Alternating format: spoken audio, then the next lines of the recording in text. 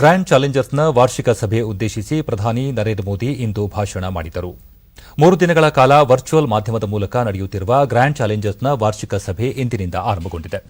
ಆರೋಗ್ಯ ಮತ್ತು ಅಭಿವೃದ್ಧಿ ವಿಚಾರದಲ್ಲಿ ಎದುರಾಗುವ ದೊಡ್ಡ ಸವಾಲುಗಳನ್ನು ಅಂತಾರಾಷ್ಟೀಯ ಮಟ್ಟದ ಆವಿಷ್ಕಾರ ಸಹಭಾಗಿತ್ವದ ಮೂಲಕ ಎದುರಿಸಲು ಈ ಸಭೆ ನೆರವಾಗುತ್ತದೆ.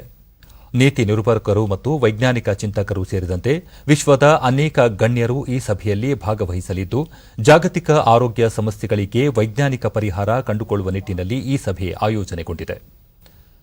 3 ದಿನಗಳ ಈ ಕಾರ್ಯಕ್ರಮದಲ್ಲಿ ಚರ್ಚೆ, ಸಂವಾದ, ವಿವಿಧ ವಿಷಯಗಳ ಮೇಲೆ ವರ್ಚುವಲ್ ಮೂಲಕ ಸಮಾಲೋಚನೆ ಸೇರಿದಂತೆ ಇನ್ನಿತರ ಪ್ರಮುಖ ಅಂಶಗಳನ್ನು ಇಟ್ಟುಕೊಂಡು ಚರ್ಚೆಗಳು ನಡೆಯಲಿವೆ.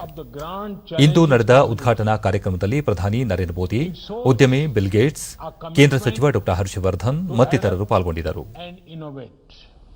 ಪ್ರಧಾನ ಭಾಷಣ ಮಾಡಿದ ಪ್ರಧಾನಿ ನರೇಂದ್ರ ಮೋದಿ, ಭಾರತ ಪ್ರಬಲ ಜಾಗತಿಕ ಶಕ್ತಿಯಾಗಿ ರೂಪುಗೊಳ್ಳುತ್ತಿದ್ದು, ಸಾಂಕ್ರಾಮಿಕ ತಡೆ ವಿಚಾರದಲ್ಲೂ ಗಣನೀಯ ಪ್ರಗತಿ ಸಾಧಿಸಿದೆ. ದೇಶದಲ್ಲಿ ಕೋವಿಡ್-19 ಸೋಂಕು ಹರಡುವ ವೇಗ ಕಡಿಮೆಯಾಗಿದೆ. ಮರಣ ಪ್ರಮಾಣವನ್ನು ನಿಯಂತ್ರಣಕ್ಕೆ ತರಲಾಗಿದೆ. ಪ್ರಸ್ತುತ ಸವಾಲುಗಳನ್ನು ನಿರ್ವಹಿಸುವ ಜಾಗತಿಕ ಮಟ್ಟದ ಜ್ಞಾನ ಮತ್ತು ಕೌಶಲ್ಯ ವೃದ್ಧಿಗೆ ನಿರಂತರ ಪರಿಶ್ರಮ ವಹಿಸಲಾಗುತ್ತಿದೆ. ಕೋವಿಡ್-19 ಲಸಿಕೆ ಸಂಶೋಧನೆಯಲ್ಲೂ ಭಾರತ ಜಾಗತಿಕ ಮುನ್ನೆಲೆಯಲ್ಲಿ ಕೆಲಸ ಮಾಡುತ್ತಿದೆ. ಲಾಕ್ಡೌನ್ ಸಂದರ್ಭದಲ್ಲೂ ಯಶಸ್ವಿಯಾಗಿ ನಿರ್ವಹಿಸಿರುವ ದೇಶ ಪುನಶ್ಚೇತನದ ಹಾದಿಯಲ್ಲಿ ಮುನ್ನಡೆದಿದೆ ಎಂದರು. This will further ensure disease reduction.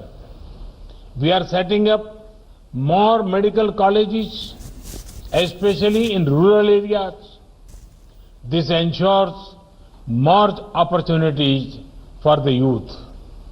It brings better healthcare to our villages. We are running the world's largest health insurance scheme and ensuring access to everyone. Friends, may we keep using our collaborative spirit for individual empowerment and collective well-being. ಜಾಗತಿಕ ಸೋಂಕು ಸಂಕಷ್ಟ ಒಟ್ಟಾಗಿ ಸಂಘಟಿತರಾಗುವ ಪ್ರಯತ್ನ ಅನಿವಾರ್ಯ ಎಂಬುದನ್ನು ಸಾಬೀತು ಮಾಡಿದೆ ಎಂದ ಅವರು, ವಿಜ್ಞಾನ, ತಂತ್ರಜ್ಞಾನ ಹಾಗೂ ಉದ್ಯಮ ಕ್ಷೇತ್ರದಲ್ಲಿ ಹೊಸ ಪ್ರತಿಭೆಗಳಿಗೆ ಆದ್ಯತೆ ದೊರೆಯಬೇಕು. ಭವಿಷ್ಯದ ಹಿತದೃಷ್ಟಿಯಿಂದ ಸಂಶೋಧನೆ ಹಾಗೂ ವೈಜ್ಞಾನಿಕ ಆವಿಷ್ಕಾರಗಳಿಗೆ ಒತ್ತು ನೀಡಿ ಕೆಲಸ ಮಾಡುವುದು ಅಗತ್ಯ ಎಂದು ಪ್ರತಿಪಾದಿಸಿದರು. And encouraging new solutions coming out from this grand challenging platform. May these efforts further a human-centric approach to development. May they also give our youth the bill Gates ಪ್ರತಿಷ್ಠಾನದ ಸಹ ಆತಿಥ್ಯದಲ್ಲಿ ನಡೆಯಲಿರುವ ಈ ಸಭೆಯಲ್ಲಿ 40 ದೇಶಗಳ 1,600 ಜನರು ಪಾಲ್ಗೊಳ್ಳುವ ನಿರೀಕ್ಷೆ ಇದೆ. I thank the organizers for inviting me. Thank you very much.